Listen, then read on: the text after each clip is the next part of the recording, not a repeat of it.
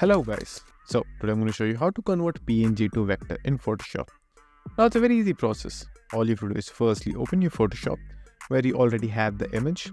Now as you can see, my layers are completely ready. So now what you have to do is just simply hold your control key or your command here. If you're on Mac, then click on the image or the layer.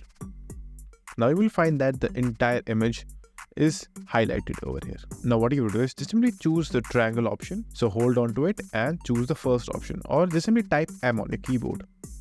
Now right click on the image and choose make with path. Now hit OK. Now after that, just simply choose the selection tool. So come to this arrow over here, hold on to it and choose direct selection tool right over here. And now just simply right click on to the image and click on create vector mesh. Now as you can see over here, it will create a vector mesh.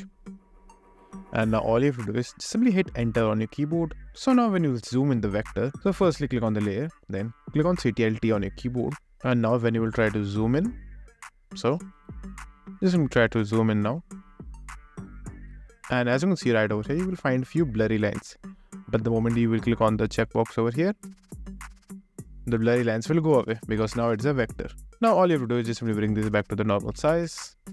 And now you can just simply export it. So go to the file and now click on save as. So all you have to do is just simply choose EPS as you can see right over here. So just simply choose one of them over here and choose the location, the name, and then just simply click on save.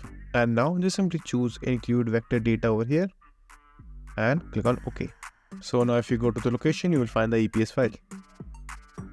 So that's it, and thank you for watching, and do like and subscribe to our channel and take care.